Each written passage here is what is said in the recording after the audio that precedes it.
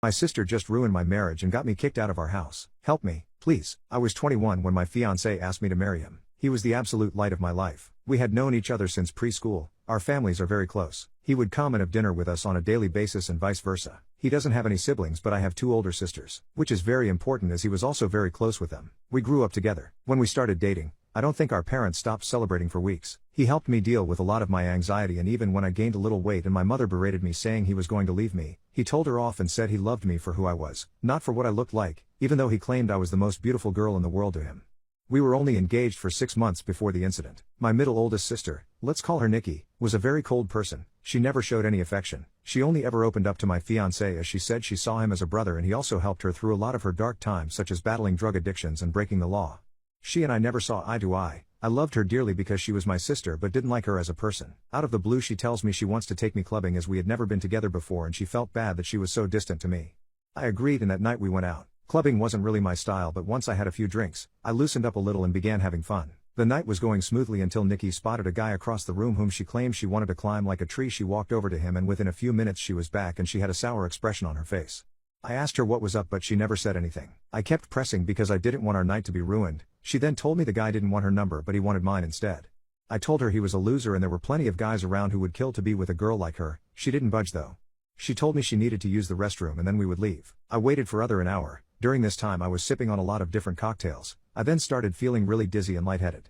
I figured I'd just cab it home as I was certain Nikki had left. On the way out though, I bumped into a friend of Nikki's whom she had briefly dated. He asked me if I needed a hand to my car and I explained I was getting a cab. He said he was getting ready to leave and we could share one. I told him okay and we walked out of the club together and into the first cab we saw. I tried to find my phone in my purse but I felt myself getting dizzier and dizzier. I don't remember what happened next as I blacked out, and the next morning I woke up on a hard sofa, my head pounding. When I came to, I realized I was in Nikki's friend's house and my phone was sitting on the glass table in front of me, but it was flat. When he noticed I was awake he offered some tablets and water and explained that I had passed out in the cab and he didn't remember my parents' address, so he just picked me up and took me back here where he laid me on the sofa. I told him I needed to go home as my fiancé would be worried. He called a cab and I left. When I arrived at my parents' house, my mother, father, Nikki, my fiancé and his parents were all standing in the living room. I thought they were worried about me, but the instant I opened my mouth my fiancé asked how could I do this to him. I tried to explain that my phone went flat, but he then went on screaming about how could I cheat on him. I was baffled. Why would he think that? I tried to explain the night's events but I kept getting cut off. Nikki then chimed in and said I was lying and how could I be so heartless to a man who has been there for me through thick and thin. She went on to say I kept flirting with random guys all night, and then when she went to the bathroom, she saw me leave with her friend. I told her what had happened and she showed me photos on her phone where as we were leaving, his hand was on my back ushering me outside. Yes, the photo did look horrible and I was so drunk I didn't even realize his hand was on my back at all.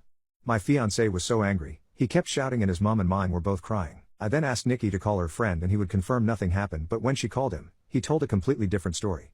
He said I begged him to take me back to his, and when he did, we slept together multiple times. I saw red and started crying and yelling at Nikki because I knew she had organized this whole thing to make me look bad. I begged my fiancé to believe me, but he just shook his head and left. When everyone had cleared out, my mother slapped me across the face and told me to get out. I left and went to a friend's house where I stayed for a few nights. During those nights I called my fiancé crying and pleading with him to believe me that nothing happened, but it all fell on deaf ears as he never returned any of my calls or texts.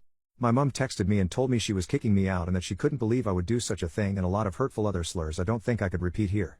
She didn't even give me time to get my things as she threw everything out. I was now homeless. None of my family would take me in, as they chose my fiancé and mother's side. I was homeless and single in less than a day and a half. My entire world had been taken away because of Nikki's lies. Now for weeks I tried everything to get my fiancé back and my family. The limit for me though was when Christmas time had come and I went over to my mother's house to try and reconcile. I was sleeping from couch to couch during this time. When I got to my parents' house, I knocked on the door but no one answered. My friend then called me and told me she just saw on Facebook that my family were in another state celebrating Christmas and they had posted pictures online.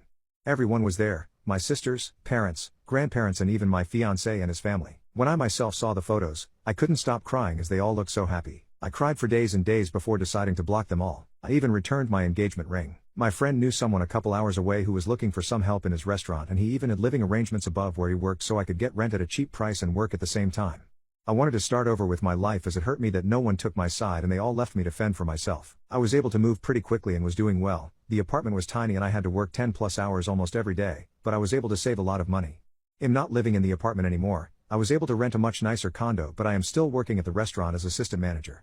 Now it has been roughly 2 years since I left and have not spoken to any of my family. I have no idea what is going with them until I got a knock on my door. It was my ex-fiancé. I was shocked to say the least. All these feelings came rushing back and all I wanted to do was jump into his arms. But then I remembered the pain I had felt and tried to slam the door in his face, but he stopped it and asked that I let him explain. He said that Nikki had gotten married and she had confessed that she lied about the situation because she had found someone she loved so much and realized what a horrible thing she had done.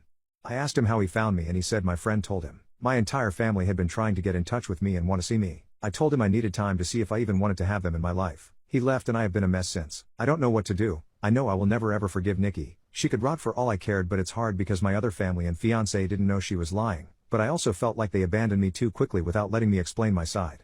I don't know if I should forgive them.